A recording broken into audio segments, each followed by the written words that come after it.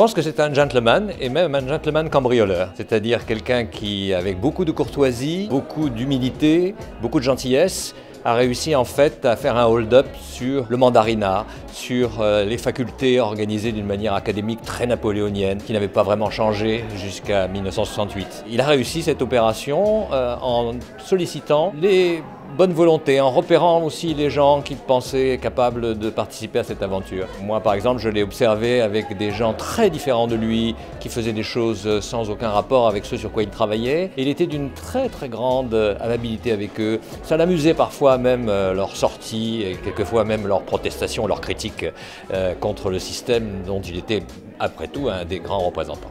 C'est un universitaire complet. Il a enseigné très largement, il a dirigé cet établissement et il a recherché aussi bien sur l'administration que sur les questions européennes. Cela m'a beaucoup inspiré, d'autant plus qu'après j'ai quasiment suivi son exemple dans la mesure où j'ai enseigné dans cette maison, j'ai administré cet institut d'études politiques et j'ai cherché sur des thèmes assez proches des siens.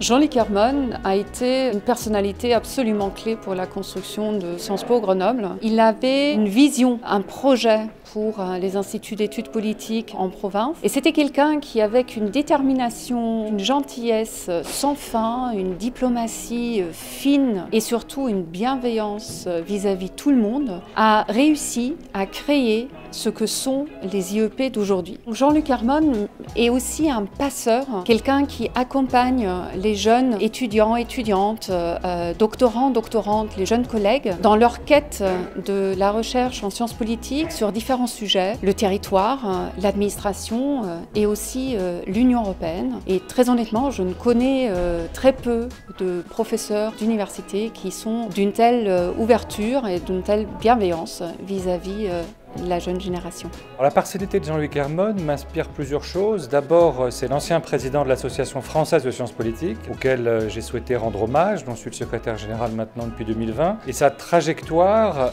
illustre deux champs de travaux scientifiques, le gouvernement de la France sous la Ve République et le système politique de l'Union européenne. Pour moi, Jean-Luc Hermon, c'est celui qui représente un petit peu la synthèse de ces travaux entre une réflexion sur qu'est-ce que le gouvernement et une réflexion sur le système politique de l'Union européenne.